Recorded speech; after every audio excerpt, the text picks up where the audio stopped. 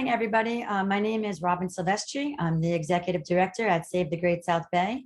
We're a 501c3 local nonprofit here on the South Shore, whose mission it is to protect and preserve the Great South Bay for future generations to enjoy.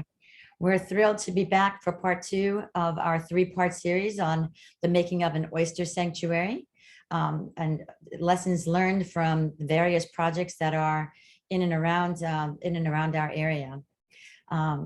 Save the Great South Bay is a 501c3 nonprofit who has 3 main program areas. One is our Creek Defender program, whereby we clean up along the 50 creeks that lead into the bay.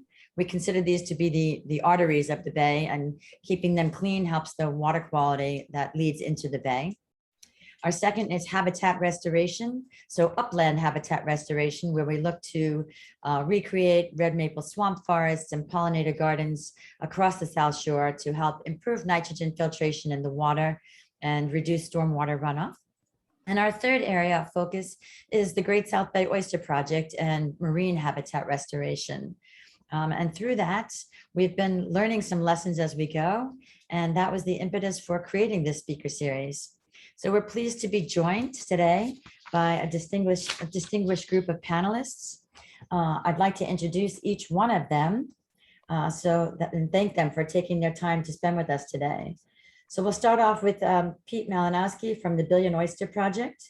Pete grew up farming oysters with his parents and siblings on the Fisher's Island oyster farm.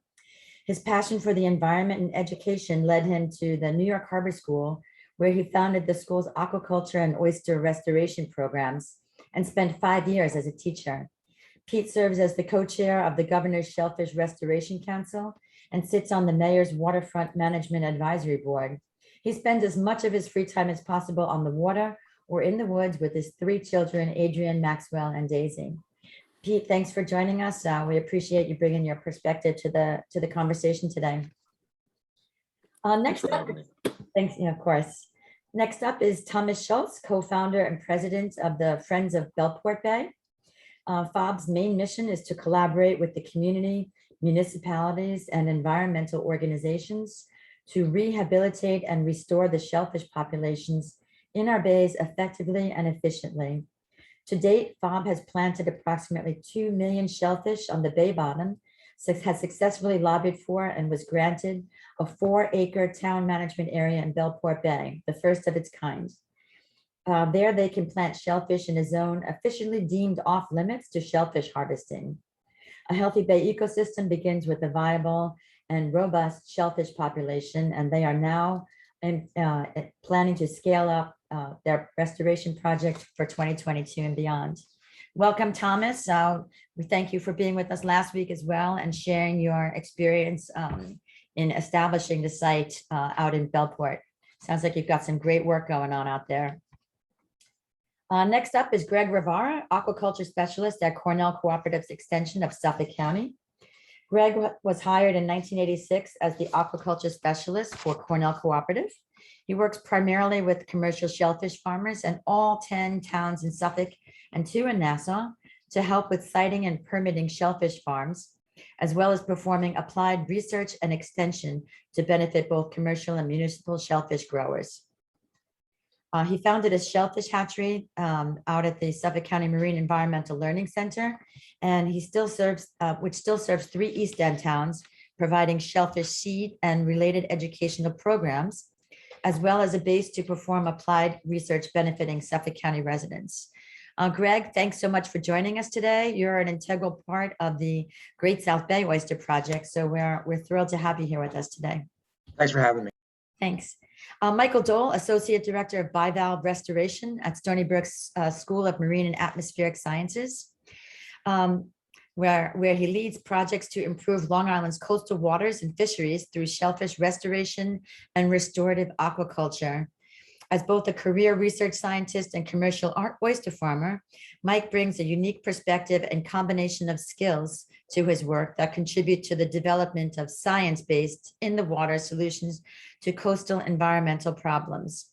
Over the past 20 years, Mike has designed and implemented restoration and aquaculture projects in dozens of locations throughout New York waters, from the Raritan Estuary to the eastern bays of Long Island, including Shinnecock.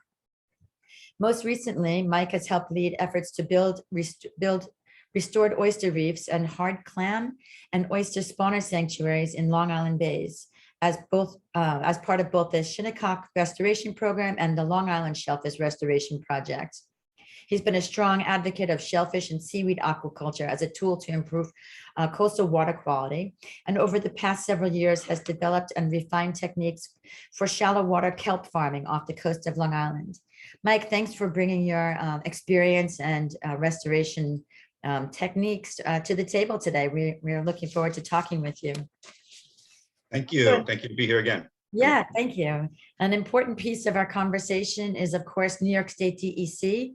And we have representing the DEC today on our panel, Chelsea Miller, who has received her BA and MS in biology from Long Island University at Post, where she focused on Peconic-based scallop restoration. She started working with the DEC's Bureau of Shell Fisheries in 2014 as a seasonal fish and wildlife technician, and where she worked on both water quality and biotoxin monitoring. Most recently, she took a biologist position in the Shellfish Management Unit, where she manages the surf clam fishery and works on all projects involving shellfish restoration, including the Governor's Long Island Shellfish Restoration Project. Thanks for joining us today, Chelsea. We're really excited to have the DEC at the table as we explore this topic. Thanks for having me. Yes, of course. And last but not least, we have Maureen Dunn joining us today on behalf of Seatuck Environmental Association. Maureen is a water quality scientist specializing in the assessment and remediation of aquatic habitats for local wildlife. She is also the director of Seatuck's Half Shells for Habitat program, where the oyster shell recovery program. Before joining the staff at Seatuck, Maureen was employed for 19 years as an oceanographic associate in the Environmental Sciences Department at Brookhaven National Lab, where she examined biological and physical interactions in the marine environment. So welcome, Maureen. We're looking forward to hear about the Half Shells for Habitat program and how that fits in as a piece of the puzzle in restoration efforts. Thank you for having me.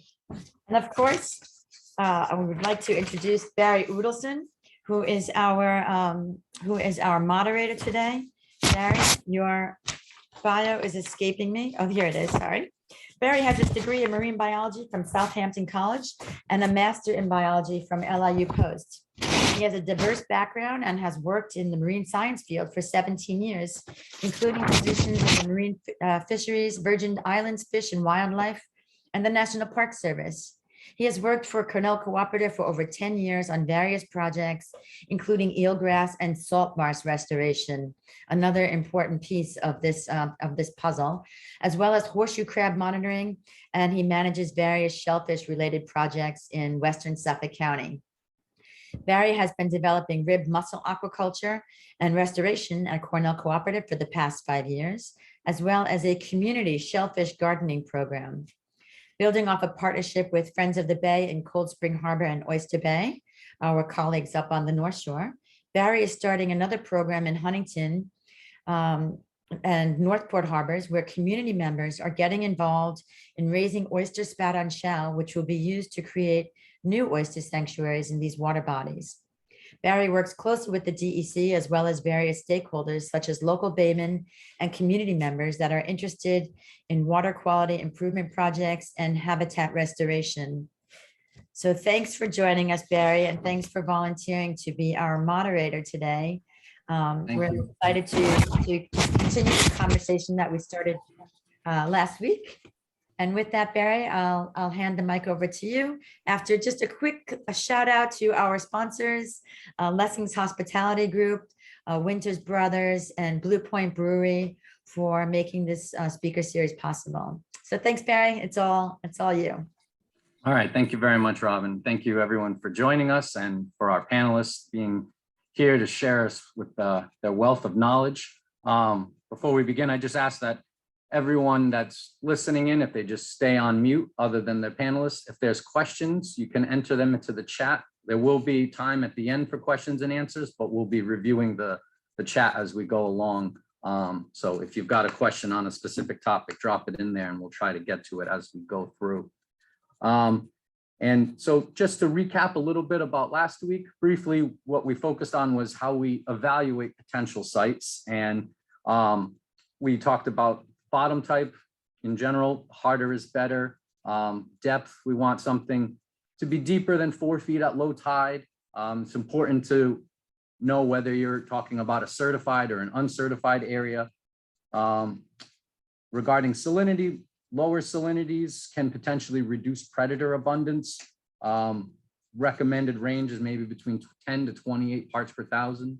And when you're looking for establishing or evaluating a site, it's important to work with the town, local bayman, and DEC for regulatory purposes, for permitting and stuff. So just a couple of recap on that. This week, we're going to focus on how to establish the sanctuary. So after we've identified the area we want to use as a sanctuary, what's the best way to go about? So we're going to cover a couple of topics talking about bottom enhancement, specifics about the shellfish, density, and maintenance and growth.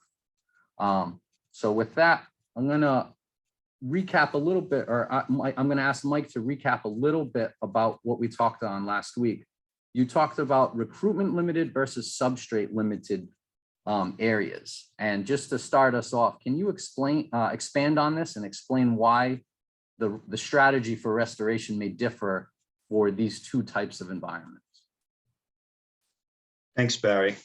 Yeah, we started talking about that last week in terms of evaluating site selection. And there will be areas, whether you're looking within a particular estuary or comparing estuaries, there'll be areas that have natural recruitment. And so there's already existing oyster populations nearby or close enough that larvae can be transported to an area, and there'll be a natural recruitment. And then there'll be areas where there's very little to no recruitment, which we'll call recruitment limited. And in areas that have recruitment, there might be oyster larvae in the system that are settling, but there's not enough habitat due to overdevelopment, muddy sediments in the bottom. And so we would call that habitat limited environment. And in New York waters and Long Island waters, we have a little bit of both. And it's important to evaluate that site for recruitment to see what's there. And so specifically within the South Shore Estuary, a lot of the South Shore Estuary is recruitment limited. There's very little natural recruitment within the South Shore Estuary, except for a couple isolated spots like Mecox Bay, but it's relatively low recruitment as opposed to the North Shore of Long Island and Long Island Sound. There's more recruitment, and the Hudson Raritan Estuary has some natural recruitment from the Hudson River, coming from the Hudson River for the most part. As far as establishing the reef, if you're in an area that has natural recruitment, that can be used to the advantage of the restorers. And if there is natural recruitment, restoration may involve just adding substrate and then letting nature do its thing. So building substrate, building elevation off of a muddy bottom. Whereas when you're in a recruitment limited system, restoration is much more difficult. And the actual restoration activity is going to, in addition to adding the substrate, it's going to also entail adding the oysters. And so spat on shell may be used to build a reef. Adult oysters may be used to help increase the larval pool and increase recruitment. So your strategy of what you're going to do for establishing a reef or establishing a restoration area could differ in that respect between recruitment and habitat limited areas. Great, thank you, Mike. Yeah, it's an important thing to understand. And I think as a decent general rule of thumb for us on Long Island, understanding that the North Shore habitats typically are not recruitment limited. But when you're working on the South Shore, you may have a steeper curve to climb to reach that self-sustaining for the reef for the long term. So assuming that we've selected our site based on parameters that we talked about last week, how do we enhance the bottom to provide maximum recruitment potential? And is that necessary? Gregg, maybe we'll start with you. What are your thoughts on this subject? Well, can maybe we go back a step and talk about where is the shell coming from if we're going to do this? I know Sure. Maureen's smiling, but I mean, that's a big part of it. Do we have enough shell in hand that's at least 6 months, a year old? And, you know, Pete's definitely the big daddy in all this as far as the Billion Oyster Project, shell recycling program. But that's a big part of this. You know, yeah, we want to put shell on the bottom, but do we have enough? And there's all kinds of worksheets you can do, how much shell per acre, especially down in the Chesapeake. There were fact sheets were done in the 80s, actually, that I have still on a shelf, telling you how much shell per, and this is when you have acres and acres, right? To put down spat on shell in the Chesapeake. And it could be a lot of shell. So maybe we will switch and we'll bring Maureen to talk about this. So one of the things that, so when looking at a bottom type, if the bottom is soft, we then would need to be trying to add some more substrate to harden up and to give more surface area for natural recruitment. So what Gregg was talking about was that we need, you know, this substrate, this old shell that's been seasoned. So maybe we'll let Maureen talk to us about the half shells for habitat, explain the purpose behind that program and how that's being used, and then we'll get Pete's thoughts on this as well. Yeah, thanks, Barry. Yeah, so half shells for habitat started in 2018 as a project through Seatuck Environmental Association, which is another 501c3. And what we ended up doing is creating a partnership between the local towns. Seatuck manages, and the towns that we work with are Brookhaven, Islip, and Hempstead, and then the restaurants, the local restaurants in those areas. So we collect shells, waste shells that would otherwise go to, you know, to the dump or to be burned to put more carbon in the atmosphere. But we collect them and we stop them from that process, recover them, and then they're aged. And this is a DEC requirement. So it's a New York State requirement. They have to be aged for at least 6 months. And that's really to prevent oyster to oyster disease spread. And then after that, they are, you know, we log them in, we know how much we have, but as Gregg was saying, it takes a lot of shell. And we have to date, I just calculated, we've collected 107,000 pounds of shell, which I'm sure to Pete is not as much as because they work on a larger scale, but this is between those 3 towns. We're looking to increase the towns that participate so that we can provide more shells. But at this point, we provide shells to the other partner in this is the restoration projects like Cornell Cooperative Extension and Sherp and Friends of Bellport Bay and the Great South Bay Oyster Project. So so that's what we're doing. And as I'm sure they've gone through before, but oysters, larval oysters like to land on adult oysters. And I think part of that is because oysters are easily dissolved, the calcium carbonate, and they're a high source of calcium carbonate, and that's what the shells are made out of. And that dissolves in this little micro layer around the shell. And then when the larvae come into this layer, they don't have to expend as much energy building a shell. So that's part of why oyster shell material itself is so important. Did that answer your question? I think. Yes, that's great, Maureen. Thank you. And for recapping too a little bit for those that didn't join us last week, the oysters are larval, have a planktonic phase where they're swimming through the water column for about 2 weeks, and they need to attach themselves onto something where they remain for the rest of their lives. This is different from other species such as clam or scallops that have the ability to move around. So the purpose of having shell is a very critical factor for hatcheries, for restoration projects, and for natural recruitment. There needs to be a substrate out there. So let's bring in Pete, and he can kind of explain a little bit about their work, which is being done on a much larger scale and using lots of shell. Pete, if you want to kind of touch on this a little bit as well. Sure. I mean, and I would just start by saying 107,000 pounds of shell is a lot of shell, no matter who you are. So that's awesome that you guys have that. The other reason we really like oyster shells is just the surface area that you get by restoring a container filled with oyster shell is so much greater than other options like reef balls or something like that.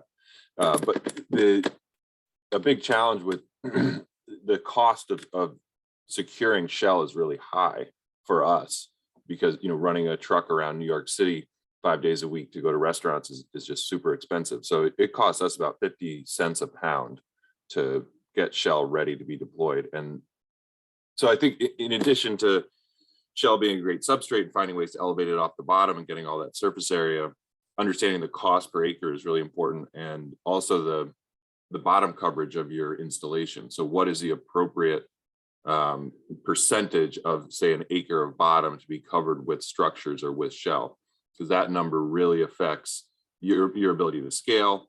And because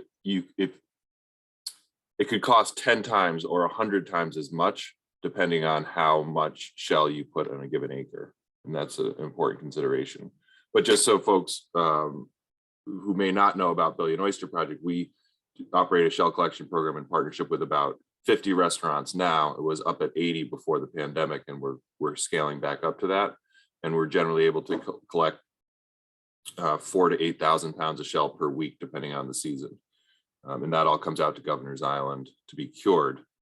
Another consideration is, because there's active shellfish harvesting happening on Long Island, is that in-state shell does not have the same curing requirements as out-of-state shell. So if you're able to get shell that comes out of New York waters back into New York waters, that could be an efficiency there. Thanks, Pete. That's a great feature to know. Yeah, and all of these shell recycling programs are fantastic, and it almost seems like we can't get enough of them. But like, as you mentioned, running around to restaurants trying to collect things, it is a daunting and can be certainly time consuming, but also expensive. There is that cost factor. Maybe Greg, I'm going to bring this one back to you. Do you want to touch on about soft versus hard substrate? And this was one of the questions that just recently popped up, since we're talking about trying to stabilize or enhance the bottom. Is there like a cutoff where there's the depth is just too soft that it would be a waste of effort to put substrate down? Yeah, a few minutes ago, I put a link in the chat to a Sea Grant Extension PDF that my colleagues in Maryland did in 1988, and it's actually a good reading, so check it out. In fact, Don Merritt is retired now from that system, and Don Webster is still around, and they both went to New York back in the 90s, did workshops for me. A great bunch of guys down there, and the paper is like way overkill to what we're talking about, because they're talking about large acreages that watermen might do, or these extensive hundreds if not thousands of acres down there, which someday. But I go with like a qualitative measure, and when we're scuba diving, I take my fingers, if they're gloved or not, and stick them in the bottom, and if I get to the second knuckle, that's about as far as I want to go before I hit something harder. If I'm going like down to the webbing here, then that's too soft. That's a personal opinion. It's like an eyeball of metrics. It's not like 10 centimeters or whatever. It's that second knuckle thing, just probing with your fingers randomly around the site. That means being in the water, of course, because if you got a pole, a clam rake, it's going to be a lot harder to feel that. And the less shell that we have to put down, the better, in my opinion. Gotcha. Thank you, Greg. That's a good way to, like you're saying, qualitatively test. And I'm sorry, one other thing real quick that Pete reminded me of about the in-state shell. I don't know if a lot of folks on the call are aware of this, but we're about to start restart a trade agreement with the EU, where 2 states in the United States can sell to the EU and 2 EU countries can sell to us oysters. And there's a lot of folks that are upset about this because there's a virus that affects the Pacific oyster, which they grow mainly in Europe, Prasoustria gigas, that can kill like 90% of the oysters. This virus does not affect our oyster as badly, according to the studies I've seen in peer-reviewed journals, but that's a whole nother thing. And maybe Pete can comment on this too. You're in New York City, you know that these oysters from Spain and the Netherlands are going to wind up in restaurants. I'm not going to buy them at my local fish market. They're going to be expensive. They're going to be fancy. You look at white tablecloth restaurants, everybody's worried that these oysters are going to go in the water. I'm going to hang them off my dock because I spent $1.50 per oyster, or the restaurant's going to throw them overboard because they have a water view deck, or Greg and Pete and Maureen, et cetera, are going to put the shells back in the water 3 months instead of waiting. And that that virus is going to attack our stuff. Just a real quick aside, this is heated up this past week, actually, with the Long Island Oyster Growers Association. It was a big deal. And people want to stop this trade thing. Again, this is a little separate, but it's important because it could really throw a monkey wrench into our shell collection efforts. Thank you, I don't know Greg. if Pete has anything to say about it, but. Yeah, I was gonna, Pete, if you have any information or any knowledge about this that you want to share, by all means.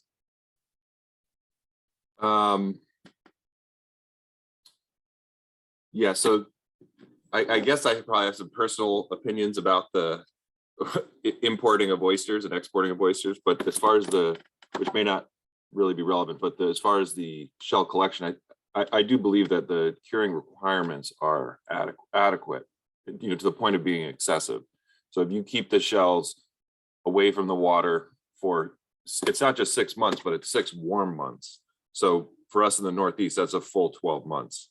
And I really do. And there's turning requirements and curing requirements on top of that. So I really do believe completely that a full year out of the water and away from the water is adequate to limit, the transmission, to kill anything that comes from anywhere in the world before the oysters go in the water. But to your other points, Greg, about throwing them off the deck, where people in New York City 100% just throw their shells in the water sometimes once they're done eating them, and we have to educate them and to not do that. But it's definitely something that happens. So I think the risk that you're describing is a real risk from importing oysters. But if properly cured, I believe that we can mitigate all of that risk on the restoration side.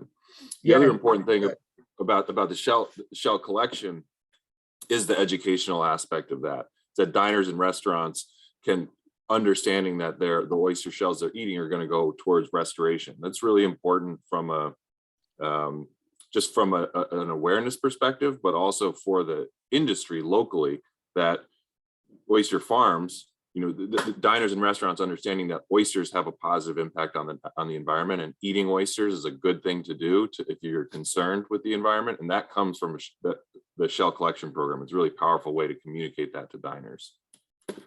Yeah, and I want to point out that both Pete Topping and Robin put in a chat a link to an APHIS report that I've looked at weeks ago that everybody that's concerned about this should read carefully. It's a pretty interesting report. It includes vectors like frozen raw shellfish. And I went to my local supermarket in Riverhead a couple days ago and bought frozen mussels from France, raw. Now, if I throw those out and throw them in New York Harbor, am I going to introduce this virus? According to that report, it's possible, unlikely, but possible. It was just kind of crazy, right? So we're already importing shellfish, frozen and live, actually, from the EU. But this is something new about these two countries, that's all. And the two states in the US, by the way, are Washington State and Massachusetts. So we can't sell, which is also putting a bad taste in some of our farmers' mouths. Like, well, why can't we sell them if Mass can? And of course, it's a pilot program. It's expected that it's going to open up to maybe all 22 producing states, including Alaska and Hawaii in the United States, coming in the next year or so. Excellent. Thanks, guys. Thank you. Maureen, did you have anything you wanted to Yeah, add? no, I just wanted to say, in regard to what Pete was saying, yeah, the 6 months curing is 6 months in warm weather. And so all of our shells are cured, and we have a little app that our volunteers, when they bring a single bucket in, I can track every shell from the bucket that it came in. And so we do cure them for a year, and that's actually not some arbitrary number, as I'm sure you know, but it's based on a scientific paper that, research that was done, and how deep the pile has to be. It has to be less than 6 months, and how often it has to be turned over. And you do need permits to store shells. So not just anyone can be storing shell for restoration purposes. So there is, there's scientific background to it. And I do think it's a sound process, but I do share Gregg's concern for importing raw shellfish from the EU. Also, I would like to mention, and Aaron Freeman, who works out in the town of Hempstead, mentioned that there is a we'd like to increase the amount of shell that we collect, and to do that we need other towns to get on board. We're looking at Southampton Town and Huntington and other towns with seafood restaurants.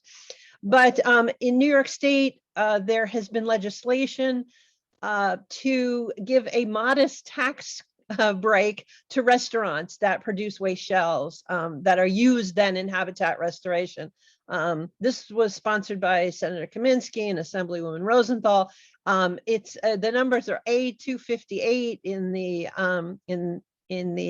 House, and in the Senate it's S4741. These bills have come up 3 years in a row now. They never get passed because no one's really looking at them. But if we could advocate for that, give those restaurants, we have very small restaurants like Catch in Patchogue that produces thousands of pounds of shell every year. It's an enormous amount of work, and if we could do anything to encourage them to continue, I think that's really important and would give us a bigger base to work from. And Pete knows also, this is New York State, so this would benefit all the restaurants on both projects and both recovery projects too. So thanks.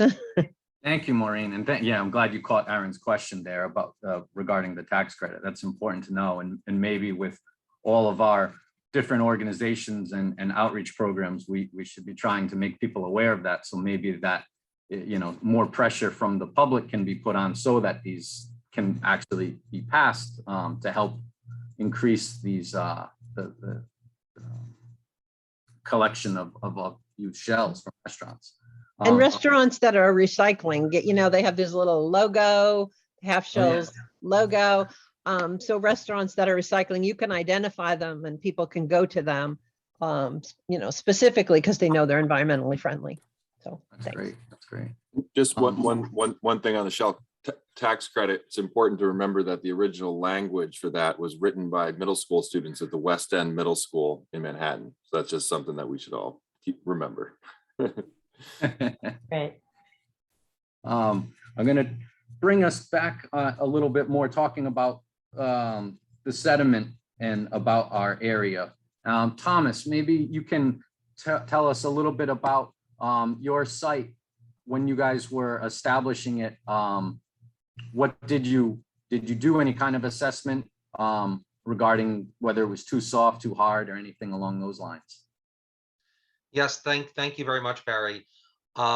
We started planting single oysters and spat on shell on the bay bottom back in 2014, 2015. One of the first things we did is we invited Gregg Rivara to come join us on our field trip to speculate with us as to if this site or if that site would be a prime location or a good location to set single oysters on the bay bottom. And we chose a beautiful site. Unfortunately, it didn't turn out to be as effective as I was hoping it would be. In Ridge Island, in Bellport Bay, there was a cove which had a hard substrate, a hard bottom. It was well protected from fetch from all sides.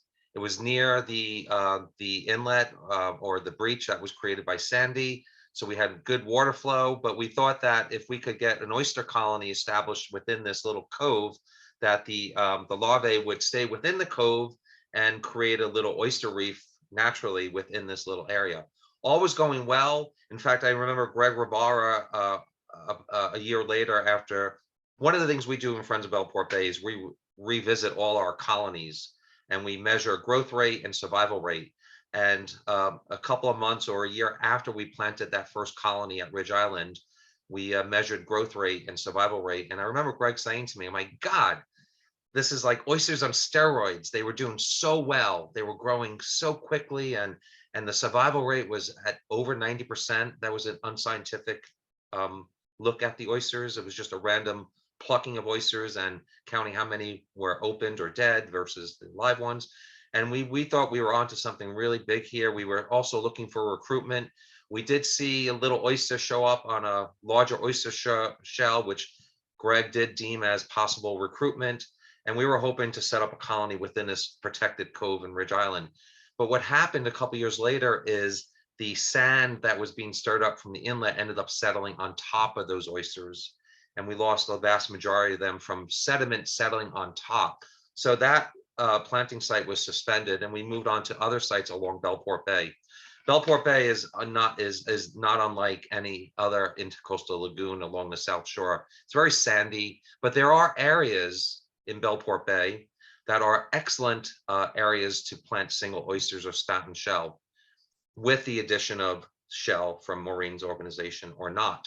For example, the Commons River Estuary is a very, very granular area. It's very, very rocky. It's a great place to set up single oysters. However, it's in an uncertified zone, so we can't plant oysters in that zone.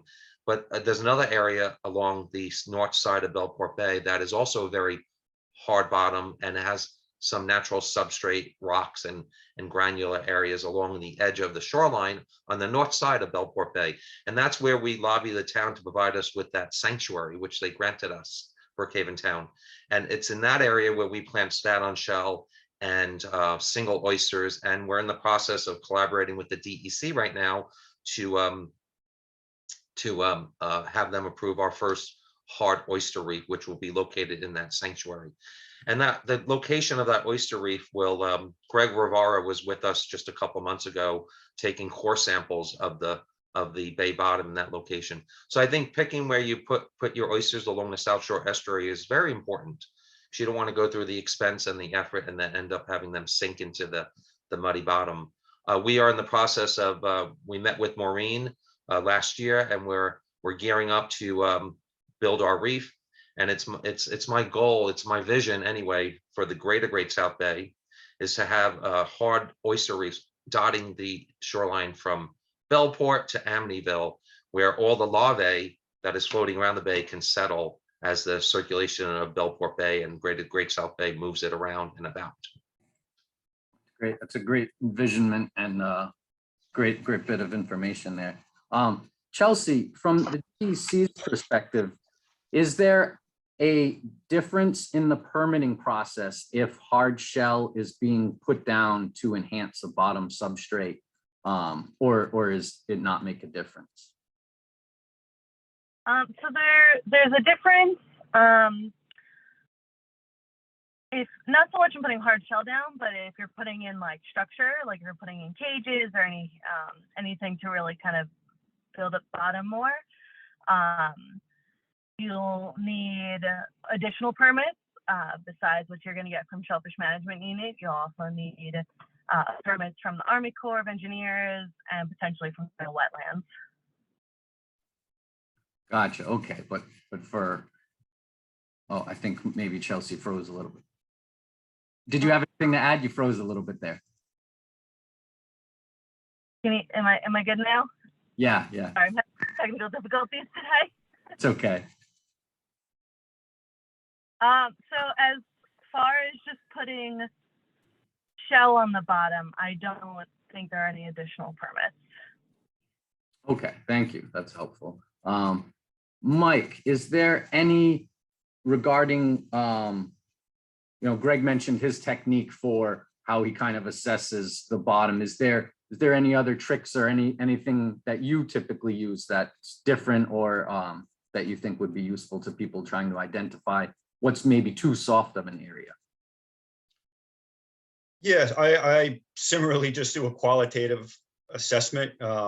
I tend to use my foot. I think I like Gregg's method better with his fingers. That's a little bit more accurate. I'm more like ankle deep or shin deep in the mud. But I think other important aspects that we look at is the organic content in the sediments. So we'll collect samples and look at the % organic content. And if that gets too high, that can cause that can create anoxic situations near the bottom that could be detrimental. So as far as organic content, try to keep it below like 20%, 10%, something like that.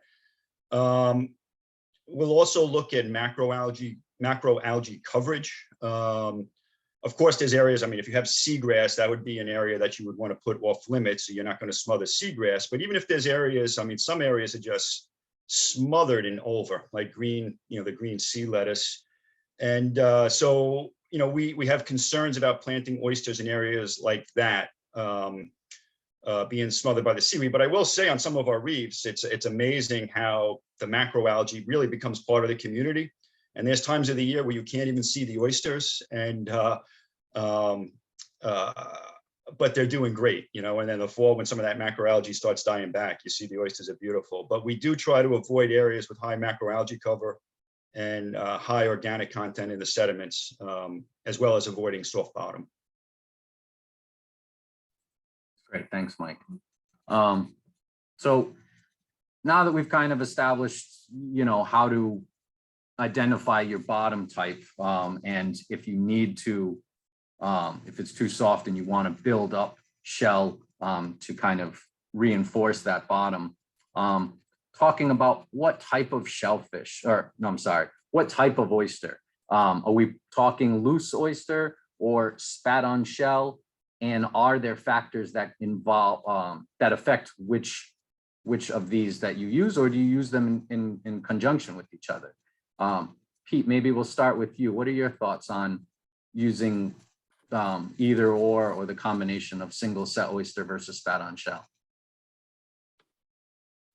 So all of our, virtually all of our installations are spat on shell, and we do that, and also to Chelsea's comment about what you're putting on the bottom, because the sediment is generally pretty soft in the harbor, in New York Harbor, or in the Hudson River. We always install structure. So our structures are, we call them gabions, but they're 4 feet by 2 feet by 2 feet, steel frames with steel wire mesh filled with oyster shells. And they have a couple sort of fish tunnels in them. And those weigh about 400 pounds, and they go in our setting structure, in our setting tanks like that for remote setting. And so that results in spat on shell. So when we're putting oysters down on the bottom, it's, we shoot to have about 20 oysters on each shell come out of that. And so each structure can hold between 200,000 and 400,000 tiny oysters, and then those go down on the bottom. There are, because through the SOAR program and other things like that, we ended up putting some big single oysters down at some of our sites, but that's not typical for us. Gotcha, thank you. That's a good description too, and kind of shows a different level of restoration efforts when you're talking large scale blocks and dealing with much softer sediments that you might be, in the New York City area.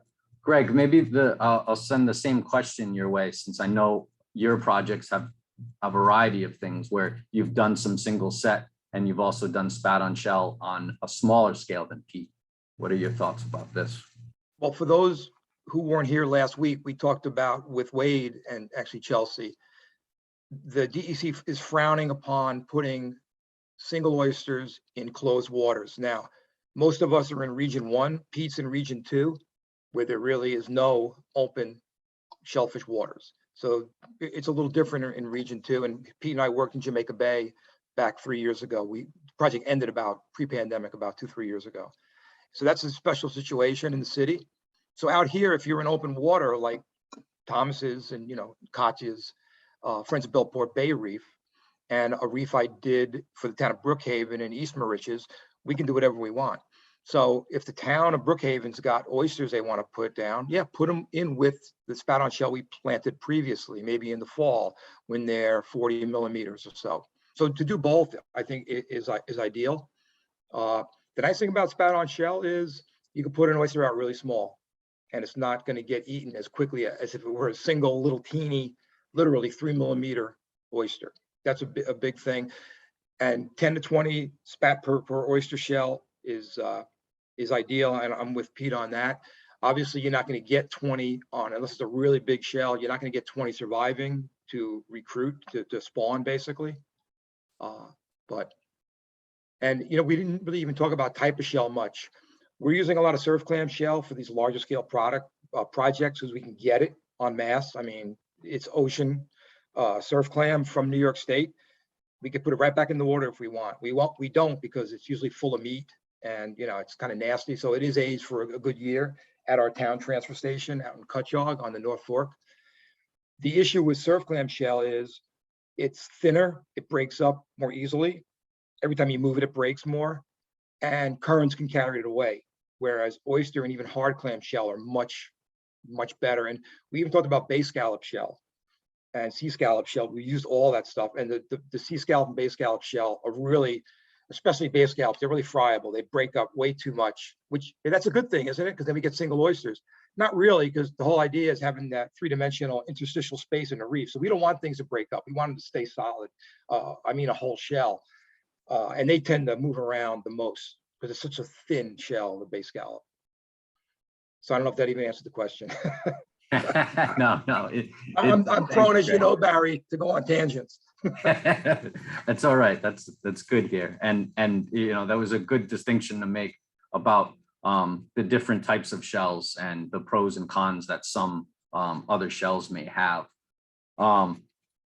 So would there be, you know, and talking about for restoration projects, you mentioned you want that three-dimensional structure, you know, trying to build a reef, and that you feel that, you know, putting them in combination with each other, having loose oyster as well as spout on shell is beneficial.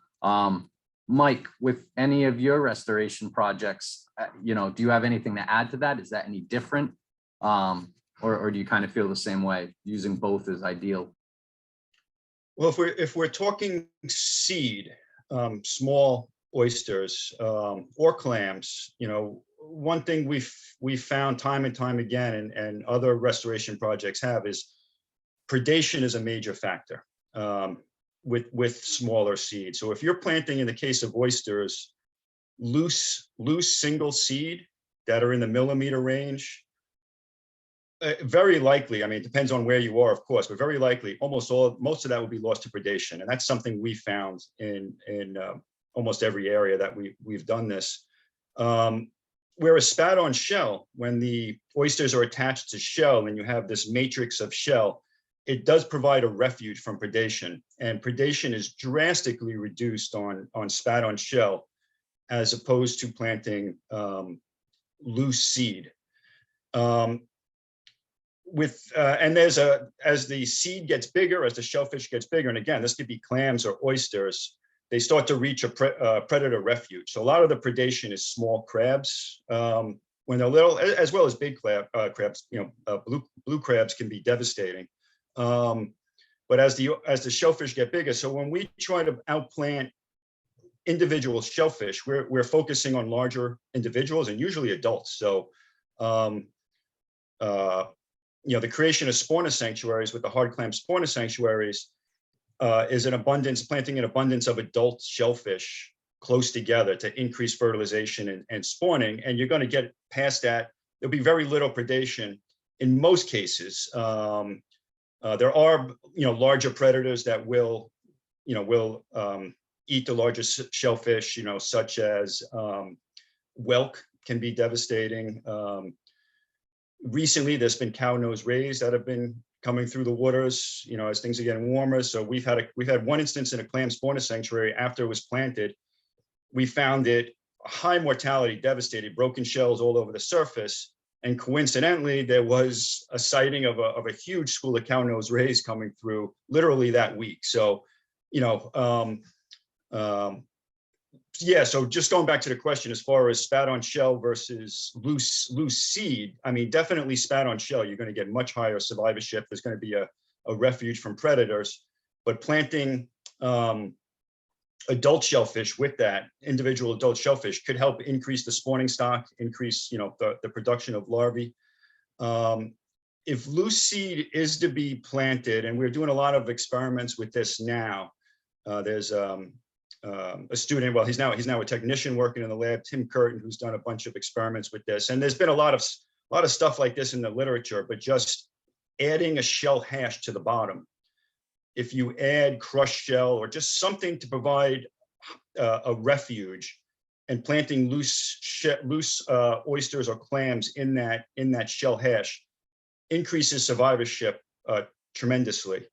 So does the use, obviously, and this is what's done in aquaculture a lot, is the use of predator exclusion nets to put that on top. That becomes, when you start scaling up to sanctuary areas, you really can't put a predator exclusion net over the top, but smaller patches also can increase survivorship tremendously.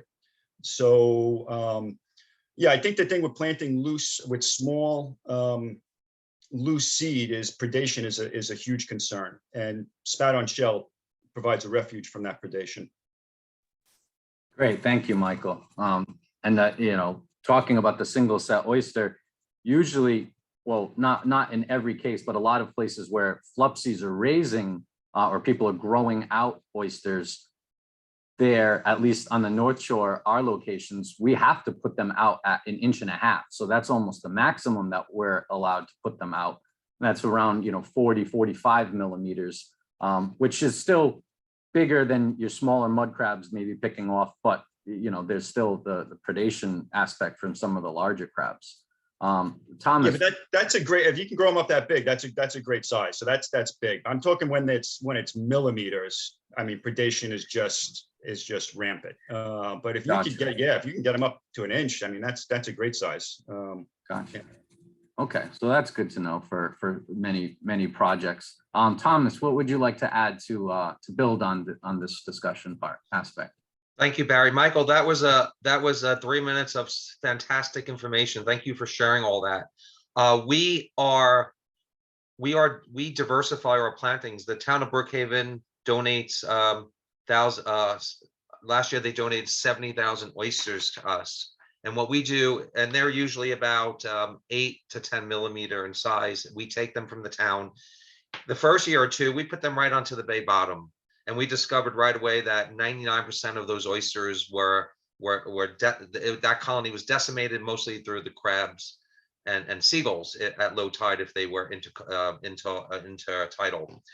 What we do now is we take those oysters from the town, that donated product, and we grow them out to at least 50 to 60 millimeter, 2 inches, and then they go to the bay bottom. And we were able to see right away that the survival rate of those single oysters at that size is closer to 70%.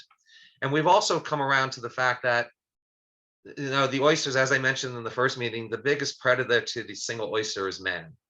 And if we keep man away from the sanctuaries, we're way ahead of the curve. We at Friends of Bellport Bay don't get as upset about losing oysters to natural predation, because that's a natural process.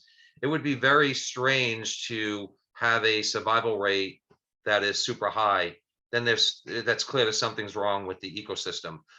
Natural predation is natural. And if the crabs are happy, because there's plenty of single oysters to chew on, then the flounders and the fluke, they're happy. And the whole ecosystem and the habitat above the oysters and the shellfish will prosper and do much better. So we see our restoration efforts as not only, making sure the oysters survive, but also to provide food for the food chain above it.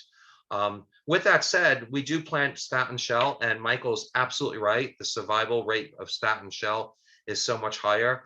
Gregg at the last meeting mentioned that it's harder for a blue claw crab to get into the oysters on a spat on shell situation. It's harder for them to find an edge to gnaw into. And for us in Friends of Bellport Bay, the largest predator outside of man is the blue claw crab. But the Big and Ugly program that the Save the Great South Bay and the Gino Macchio Foundation and the SOAR program has dubbed is a fantastic program. And that's last year we were able to get donated oysters from the farmers through the SOAR program. And I just want to shout out to Adam and the guys at the Pew Foundation and the Nature Conservancy, because the overstock oysters that the farmers donated or sold to this program were oysters that were 2.5, 3 inches, and we had oysters that were 4 inches in size. And we were thrilled to put them onto our sanctuary because we knew the survival rate of those oysters would be much higher because it's more difficult for the crab to get into that. But we diversify our plantings from clams to oysters, spat on shell, and we also planted scallops with the Nature Conservancy in some eelgrass beds in Bellport Bay, which are far and few between. So anything that's a shellfish, we're interested in putting on the bay bottom in a very responsible way. Thanks. Hey, Barry, can I add something real quick to that? Yes, That go just came for to it. me. So, you know, we did work with Gino Macchio Foundation and the SOAR program for the last year or two. And Mike and I had a conversation about putting these big uglies on top of small spat on shell. And we actually going to not like suffocate them, but actually push the reef down with all that weight. Because sometimes people are planting, especially if they don't know what they're doing, and they'll dump a bushel of big oysters on top of a reef, and you wind up with literally a ton of oysters. And is that going to create some kind of subsidence where you're pushing down these smaller animals into the sediment? So it's something to be aware of. If you could sprinkle them around, that's great, but just don't dump them on top. Or maybe even, and we talked about this, Mike, put them around the perimeter or adjacent, but not right on, again, depending on a lot of things, not right on these small spat on shell. Just a caveat. Thanks, Greg. That's great. And Thomas, you touched upon it, and Greg just mentioned it, that, you know, these programs that of organizations working with the aquaculture, the oyster farmers, they have all of these large, you know, they call them bigs or uglies. These are what they would consider non-marketable oysters, and collaborating with these guys so that they can, instead of them just either wasting, you know, throwing them away or doing something, they're getting collaborated with and put into these sanctuaries. And I think that's a great program and something that everyone should be involved with when they're thinking about establishing sanctuaries, to work with your baymen so that way, you know, these are being recycled. And talking about where shellfish are coming from for these sanctuaries, you know, getting the sources from the baymen is one, the bigs and uglies, but talking about, you know, we've mentioned the spat on shell and these loose oyster. I want you guys to kind of explain, where is this actually coming from? We'll start with Pete, since I understand where you know, Pete, you guys are working with spat on shell only. So maybe you can kind of explain a little bit your process there for how you're achieving this, and maybe, you know, for those that aren't aware, explain a little bit more detail of what spat on shell is versus single set oyster. Sure. So it's a confusing term that we use a lot and assume everyone knows, but spat on shell, oyster spat, or young oysters once they've adhered to a substrate and, you know, started to grow their own shells. And so you see spat all over the place in areas that have high recruitment, but spat on shell is where you create the conditions so that oyster larvae attach to old oyster shells. And so if you think about an oyster shell looking like your hand, the result is, you know, a shell with 10 or 20 tiny little specks on it that then grow over time. And that produces a three-dimensional ball of oysters. And that's sort of the basic building block of a lot of our reefs, are that spat on shell product. We have a hatchery on Governor's Island. It's a teaching hatchery. It's in a high school classroom, and we produce, you know, anywhere from 1 to 10 million oyster larvae in that system. And then we import oyster larvae from commercial hatcheries to supplement what we produce, and that's a big part of what we do. You know, it's a big cost, and it's also we wouldn't be able to restore oyster at the scale we are without access to, you know, roughly 50 to 100 million eyed larvae a year, and that's and so the larvae arrives in the mail in FedEx, through FedEx, and at 1 million oysters is roughly the size of a ping pong ball. So 10 million oysters is like a burger patty. It's they're very small at that stage, and they require careful maintenance, and they're very vulnerable, especially as larvae and then going through metamorphosis. So it requires rigorous maintenance of water quality and care of the oyster larvae when they come in. And there's also some restrictions on where we're allowed to get oyster larvae from that's limiting to our access to oyster larvae. Bigger hatcheries that produce higher volumes and also for a lot less cost are all south of us. And right now we're only allowed to get oysters from north of us. And so that is that costs Billion Oyster Project, anywhere from $30,000 to $50,000 a year, just that difference. Great, thank you, Pete. Greg, I know that many of us probably know where you get your oysters from, but being that I always consider you the godfather of Cornell's hatchery program, maybe you can explain to those that don't know where and the process of how you guys get your single set oyster or your spat on shell, like what is the source? And if you could also explain the difference between larvae and seed, since I think that might be a term that people are not quite understanding the difference. Yeah, just a quick thing. I put in the chat a PDF from Virginia. It's basically a great primer on spat on shell production, really for watermen, for small scale. Well, actually not even small scale, but for farmers. And it's highly recommended if you're want to get into this, to read this.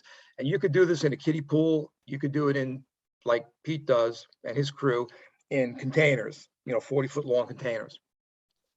We started out with 10-foot diameter tanks, a couple of them, about 12 years ago. We did a little project for the city of New York in Jamaica Bay, different than the one that Pete and I worked on 10 years later.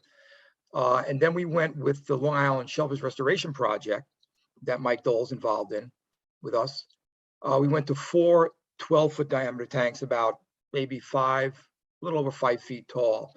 So you can do the math on the volume. It's quite a lot of water, but talking about godfathers, it pales in comparison to what a Horn Point hatchery does in Maryland. And Mutt Merritt down there is my godfather with this, and he's the one I called on. He actually did a remote setting workshop back in the 90s, a long time ago. Him and Don Webster came up.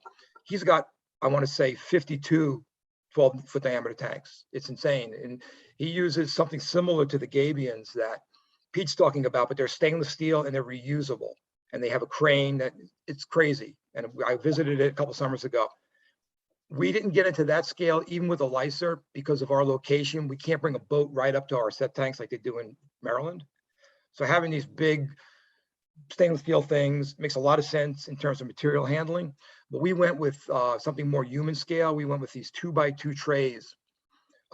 They're made by Thunderbird Plastics in Canada. They're maybe like $10-12 each with shipping, and they're going to last for 10 years if they're maintained properly and kept out of not out of the sun necessarily, but kept and stored properly. And we get our larvae, which are the free swimming phase of the oyster, from 2 hatcheries we have on site, the Lyserb hatchery and then a hatchery I started 30 years ago in 1991 that works for those East End towns. And let's say within 14 days post-spawn, the larvae are competent to set, and we know that. We see an eye spot, and we can share screens, and it would take a while, but I could show you all kinds of pictures from this process, and some of them are in that paper that I just put on the chat. But in any case, we know they're competent to set. We put them in heated seawater that's been filtered, and we aerate it like crazy. We cover the tanks to keep the heat in and also the light out, because we want the animals not to go to the bottom, but to be suspended in 3 dimensions. We'll fill our tank up with these crates, probably about I want to say 80 crates, 80 of these crates. Again, it's a different scale than what Pete's doing, and it's a smaller scale than what they're doing in Horn Point. But for our site and the money we had, it makes a lot of sense. And we have these 5 kilowatt titanium heaters in each tank, which are a little undersized, quite frankly, without having the tank insulated, but the cover does help. And we have a drain that's offset from the center so we can reach it. And that's a whole nother thing is the air, the water flow, and the drainage. I don't like square tanks. And again, Pete, I love your idea. We talked about this, you know, me and Katie and others at Governor's Island and Brooklyn about these containers. I don't like square. I don't like corners. Obviously, it works, but I like round for a lot of reasons. That includes the larval distribution. You don't have any corners, any dead ends. And most people are using round, but you could do this in your bathtub at home, literally, if you really wanted to play with it and get some larvae. And we could send these larvae, and I know we sent some to Governor's Island years ago, Pete, before your hatchery was going, well before, you know, all this new stuff that you're doing with the containers and the gabions. But we can send these larvae kind of anywhere in the country. And it's actually works to our advantage, actually, to sometimes take the larvae, drain them, the water away, put them in a Nitex. It could even be a coffee filter. It could be a nylon stocking. Keep them moist and in a refrigerator for 24 hours plus. And we call it the FedEx effect. We're not really sending them in a cooler to Governor's Island or to California. But we've never sent them to California, don't get me wrong. But what happens when you bring them back and reanimate them in a bucket of seawater, you know, carefully, it's not like a fish you get from the aquarium. You don't have to acclimate them slowly. They're pretty tough. But what happens is they're really thirsty to set. They got to set because they've been dry pretty much out of the water, and they will not set unless they're in water. So they're clammed up, you know, pun intended. But once they hit that water after being moist or, you know, damp for that 24 plus hours, they're really going to be hot to set. You don't want larvae that are going to be swimming around for days. You want to make sure that you get your larvae really ready to go with that eye spot. And we found this FedEx effect helps. And a lot of times we'll have in a batch of larvae, you don't have them all setting at the same day. They're all the same spawn. They're from maybe 10 females. They have similar genetics, but they're going to grow differently. And we do cull them, and we have different conicals, but you don't want to put just a few million in a gigantic tank. So you want to hold off maybe. So you'll take those few million from the early setters, the early eyed larvae, put them in the refrigerator, and the next drain down, the next day or 2 days later, mix them with the slower larvae. So maybe I'm going into this too deeply, but basically, you know, that's how we'll do it in our hatcheries. Gotcha. Thank you. That's a great deal of information there. And one other thing real quick, and I don't know if I would be doing this if I repeat, but from day one, especially when we had the bait bed, we had this Vexar bags that I know Mike uses, and we still use them actually for some projects. This is this Vexar, it's like bait bagging. It comes in these 1,000-foot plus rolls. It's been used in Chesapeake for decades. It's kind of a pain to get in there without cutting the bag open and looking. We've always like had a couple shells hanging on a monofilament. We drill a hole in it, and we can pick that shell out and look at it with a hand lens, because you can see these spat, right? The set larvae are called spat or set.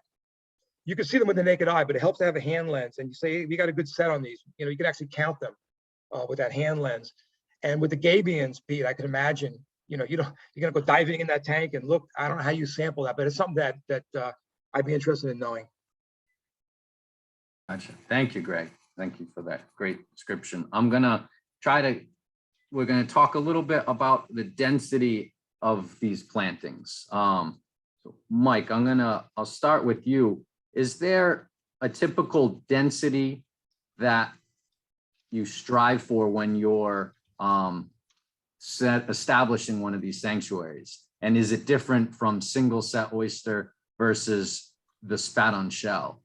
And what would be the target size of say the spat on shell that you might try to plant out? Good questions. So with our particular, with the Shinnecock Bay Restoration Program, it's a smaller scale than what the Billion Oyster Project's doing, and then the scale that Gregg is setting tanks on. We have smaller tanks. They're 500 gallons, about 4 of them, and in any given year we're producing in terms of gallons, I don't know, 400 gallons of spat on shell, okay, which would probably equate to, as far as these Vexar mesh bags, we put 5 gallons in a bag, maybe we're doing, 250 of these bags in our tanks. And I bring that up that scale because in our work, we really haven't been larvae limited. So I haven't had to in any way conserve larvae, and I probably use too much. But that's been great. And I think, our first year when we started building reefs in 2017, we have a small hatchery at the marine station at Southampton, where we really, if we have a good spawn and everything goes well with the larvae, we're able to come out the end with maybe a couple hundred thousand larvae, which really isn't a lot. And if it doesn't go well, which sometimes it does, and we have to redo the spawn and do it again, we spent a lot of time our first year just trying to get in our small hatchery, trying to get enough larvae, and realized, you know what, a much better approach is to work with private industry. And for the last 4 years, we purchased eyed larvae from Karen Rivara at Eros Cultured Oyster. And it's worked great, and we really haven't been limited at all with larvae. So with that said, I add 2 million eyed larvae per tank. Definitely too much. If you look at the literature, it's too much, but I have it, and it really, the cost and everything, it was cost effective. It really wasn't any consideration. If I was at a larger scale and I had to think about it, I would definitely reduce that larval concentration. But so in a setting tank that's 500 gallons and it has about 60 to 70 5-gallon shell bags, I'm adding 2 million larvae. And the density, I kind of hope they all set, but they don't. And the setting density could vary from set to set for a variety of factors, most of the time I have no idea why it varied, but between years, we have good setting density. So we've had setting densities. By setting, I should say, setting density and the efficiency. And by efficiency, I mean, when we do our counts of spat on shell and how much spat on shell we produced, it would just be the amount of that estimate of spat on shell over the amount of larvae we added. And that's the efficiency of the set. The best I ever got was 28% setting efficiency. At the low end, about 5% setting efficiency. So it's a big range. And but whatever I get, it was one of those things, you get what you get and you don't get upset. That's what we use. So it's not like, oh shucks, I didn't get a good setting density, it's too low, let's not do it. We're still putting it out there at a lower density or a higher density. To put some real numbers on it, these would be densities. This is spat densities on the surface of shell bags at the time of deployment. All right, I'm gonna take one step back too. After the spat on shell is set, we usually grow the spat on shell out for about at least a month, usually a little longer, 5 weeks, 6 weeks. By this time, the spat on shell is the smallest we've deployed. The spat on shell was about, on an average size, about 4 millimeters, the spat on shell, up to about 10 millimeters. So that's the size range of the spat on shell when we deploy it. And that's usually after about 5 or 6 weeks in the hatchery. And the densities at that time, so when we do the counts, could be anywhere from 500 spat per square meter to, we've had densities 4,000 to 5,000 spat per square meter, very high. If you want to look at an individual shell, it varies tremendously. It could be nothing on an individual shell to literally sometimes, too many spat to count, okay, because it's just hundreds on a shell. But what we get, we put that out there and we continue to monitor. One thing I'll point out is we usually see with these high setting densities, you'll see, if you're following survivorship of the spat, you'll see high mortality in the first couple months. And it's not a bad thing. It's really, I think Gregg had mentioned this before, there's only so many oysters that can grow on a single shell. So sure, when the spat are a few millimeters big, you can have 100 spat on a shell. They're not, when they start growing, they're not all going to fit there. So there's competition for space as they grow. So that mortality, I say it's a good thing because that means your oysters are growing and they're getting bigger, they're taking up the spot. So we'll see with these high setting densities, literally 50% mortality in the first few months as the oysters grow. And they grow fast in the first year. I mean, they'll grow from these millimeters by the end of the first season, 40, 50 millimeters big. So we're talking almost a couple inches big after literally just a few months. And so there's a loss of the spout on shell at the beginning from just competition for space as they grow. With that said, you can lower setting densities. And this year we lowered setting densities, not really by choice. I just had bad setting efficiencies this year. This year I had really like 5, 6, 7% across tanks, which was pretty low. Gave us a lower setting density, and lo and behold, on the first round of monitoring after the oysters are out, our survivorship is like 80%. And I think that just reflects putting them out at a lower setting density. So, if you're doing a restoration project and larvae is limiting, how much larvae you're producing is limiting, you want to really kind of calculate this and figure out what's the minimum amount of larvae I can add to a tank to get, to get a setting density that will have maximum survivorship. If your larvae is unlimited, like it's been for us over the last few years, I probably overset, get a high density, have that initial loss from competition for space. But even, when you have densities that high, even when you have 50% loss, you're still talking about millions of oysters and really still very, very, very high densities after that. So, hopefully that covered some of the question. That's great, Michael. And a good point for those that, if you're new to a restoration project and you've got your spat on shell, not to be alarmed when, it looks like there should be 100 growing, but then as they grow, it's a great point to make. There's not simply enough space on the shell for them all to survive, and that's okay. Pete, I'm going to ask you, kind of a similar question. And also, when it comes to the planting, when you're putting out the spat on shell, is there a particular, and the Billion Oyster Project may have a slightly different method, and maybe you can elaborate on that. But are you breaking apart your gabions, or it sounds like you put a fish channel in there, so you're planting these blocks basically out there, is my understanding. Are you doing that in a specific density or spreading them around? Maybe you could just talk a little bit about that aspect of your project. Yeah, and as a general rule of thumb, we shoot for 5 million to install 5 million oysters per acre, with a target density of 500,000 oysters in 3 years. So you have to work backwards from, like everything Mike just said, right, about the competition, the mortality over the first few months and the first couple of years. If we want a target density of 500,000 oysters per acre in 3 years, then we start with 5 million oysters. So it's actually over 3 years, you're looking at a 90% mortality rate. But if you use less oysters to begin with, then in 3 years, you don't have that target density. So to answer your question about the layout, I mean, it varies somewhat depending on the purpose of the installation. All of our projects are research projects, so we're trying to learn from them. So depending on, at some sites, we're testing to see if there's a wave attenuation effect, or we're able to protect a more vulnerable installation inside the gabion. So if we have a pile of shell with oysters on it, we want to create a calm area, so we'll put the gabions around that.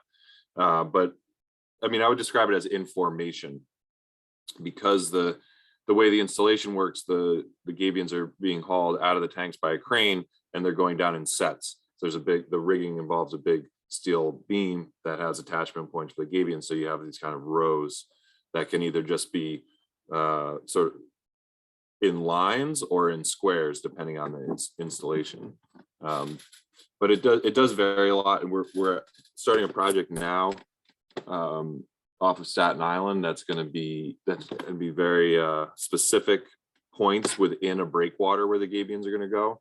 So that'll be an interesting challenge to be that precise with the installation. But I think, did I answer your question, Barry? Yes, that was good. Thank you. And that you're right. That does sound like that'll be an interesting thing with them trying to put them in the strategic spots there. Thomas, with the Friends of Bellport Bay, the sanctuary that you guys have established, was there a specific density that you guys were shooting for? And how did that work out?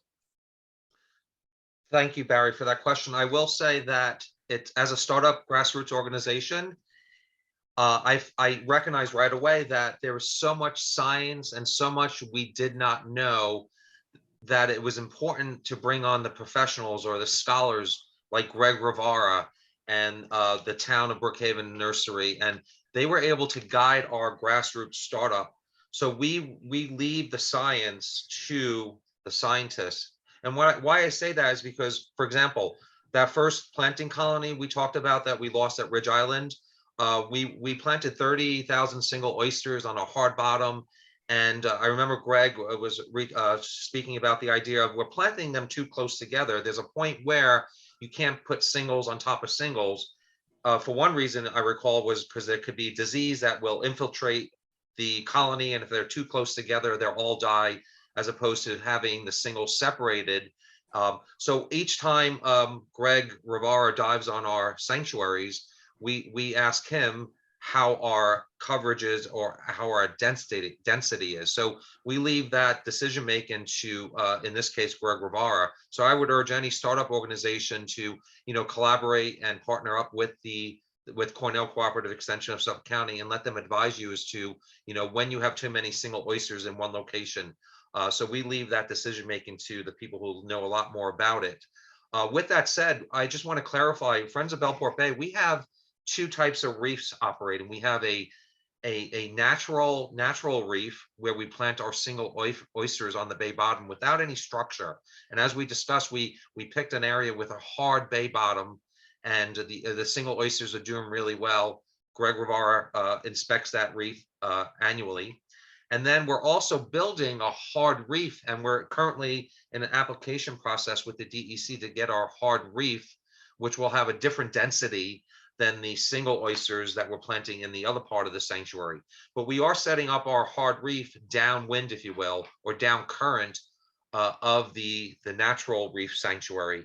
So if there's any larvae that comes out of these single oysters, we're hoping that our hard reef will catch it like a net and set up recruitment there. So, and we see the whole Great South Bay Estuary as that sort of system where there's single oysters creating larvae, and we need areas to catch this larvae because the sandy bottom is not very good, as we know.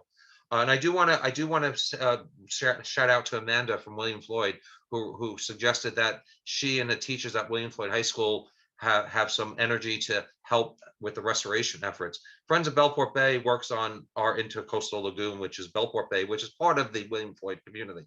So Amanda, reach out to Friends of Bellport Bay and let's collaborate with the Great South Bay organizations, and let's get the kids involved building reefs and structures and planting single oysters. We always try to bring the kids out to help us throw the single oysters into our natural sanctuary. So this is just a great opportunity to network and get the entire community together to restore our habitats. Great, thank you, Thomas. And yeah, great opportunity to try to collaborate and get some fellow involvement with your local groups there.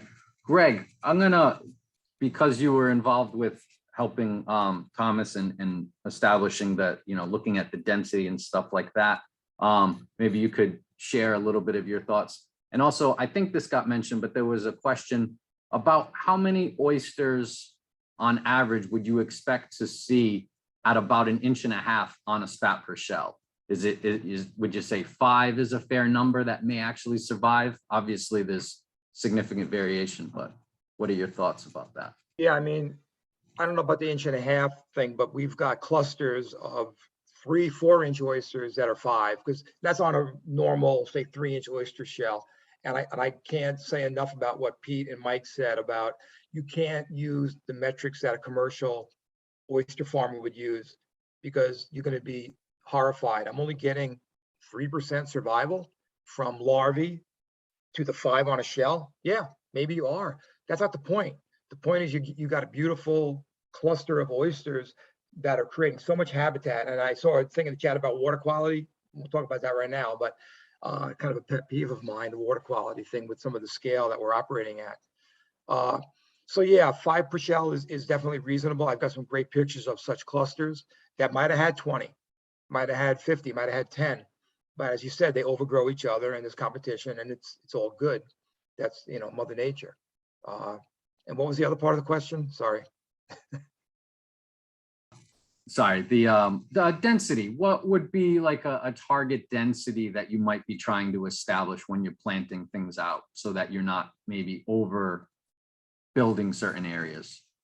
Yeah, I mean, the thing that Thomas said about disease, I mean, yes and no. I mean, you know, unless you put the oysters so far apart. And in fact, one of the biggest diseases that caused a lot of issues in the Northeast back into the 80s and 90s was MSX. It's a protozoan parasite related to dermo, which is a different protozoan parasite. MSX was discovered, you know, it's been around forever, but it was discovered in Delaware Bay at least 60 years ago, maybe 65 years ago now. We still don't know how it's transmitted. You could put an MSX infected oyster in an aquarium with a healthy oyster. The healthy oyster will not get MSX. It will get dermo, yes.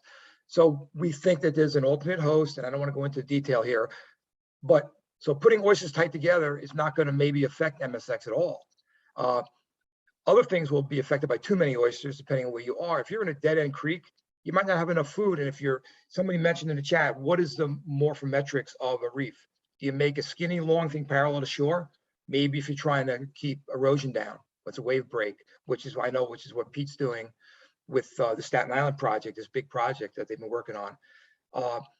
I want to make a circular one, and I'm going to make a gigantic circle that's like 2 acres. What about those oysters in the middle? Are they going to get enough food? Because they're in the middle, and no matter which way the tide's going, they're going to get last licks on the phytoplankton. So maybe that's not a good idea to make a gigantic 2 acre circular or square reef. Maybe you should make it rectangular. Maybe you should break it up, have smaller round reefs so that there's interstitial space between them. And that could work for even wave breaks. And the whole thing with Pete said about fish passages in the gabions is brilliant because you want water to flow through and you don't want to block fish. You don't want to block even horseshoe crabs maybe from getting through there, depending on where it is. So answering your question about oysters per square meter, I don't really have a good number. If I'm putting spat on shell down or single oysters down, I'll try to do a mono layer. So I'm not having like pancake. And sometimes it's hard to do depending. A lot of our reefs are in shallow water. And I'll say one of them in particular is too shallow with wave action. You know, knee deep at low tide is most likely too shallow, depending on where you are. If you're in a little place where you could hide out like the Ridge Island thing, and we didn't know about, you know, sand transport, Thomas, back then that was going to get buried, you know, during a storm. And there's a lot, obviously you should have known because that's how the delta was formed in Bellport Bay with the old inlet or Smith's inlet or the new inlet, whatever you want to call it. But I try to go with a mono layer of everything. So you might have a cluster of 5, and then over here is another cluster of 5, not like tight against each other. But we all want to see these oysters at some point growing into each other and creating basically concrete. So they won't get tossed around. And they'll be, you know, which is a whole other thing for next week, maybe, is sampling. How do we monitor a reef? And if we're going to start destroying the reef to monitor it, maybe that's not such a good thing, but we'll say that for next week. So I don't know if that answers the question. I don't have a number. It's like my knuckle going into the sand. It's kind of qualitative. Oh, that's all right. Pete had a great answer. Pete had the numbers. Go ahead, Mike. Barry, can I add one more thing? Yes, go for it. You know, something that I found helpful, and you can look through the literature values, is just what is the density on a natural oyster reef in other areas. So I mean, you have to go down south to get some of those measurements. So you know, I've found density estimates like in Albemarle, Pamlico Sound in North Carolina, Chesapeake, on a natural reef, and this is the higher end, but 500 to 1,000 individuals per meter squared. That's all size. That's a cumulative population of all size classes. So it could, you know, include first years and older oysters and stuff like that. But I don't know. I found that kind of amazing, just that type of population density. But that would be on the high end of the spectrum on a natural reef. Barry, could I add something? Maureen, absolutely. Yeah, I just wanted to also point out that the Great South Bay and well, also Peconic Bay and all, because we have aquaculture, and I know Greg has seen this, I've seen this, and I'm sure everyone else as well, but there is a potential for natural recruitment due to a lot of aquaculture, because, these cultured oysters are the same species and they spawn. And so oftentimes you will find downstream of aquaculture, you will find some natural recruitment. And, recruitment is one of the important measures of success. And so I think that shouldn't be, as aquaculture increases, which we know it is going to and is, there is that potential. And I think that's important to note. As Greg was saying, which direction the water is flowing. If you're downwind of a large aquaculture plot, you could increase your recruitment. And so I think that's important. The other thing I really wanted to stress is you can build wonderful reefs, but if the water quality is not good, you're not going to have success regardless. And I've mentioned this, but things like coastal ocean acidification is important. It's happening here in the Northeast more than other places. And it's happening in our coastal embayments more than other places. Really important. The other thing is herbicides, pesticides that can affect the food that the oysters are consuming. You want to be really careful about those kinds of things as well. And I think they play a bigger role than we maybe give them credit for, those parameters. So thanks. No problem. And actually, to follow up with that, there was a question in the chat about tracing water quality data back to these I lost it, back to these reefs.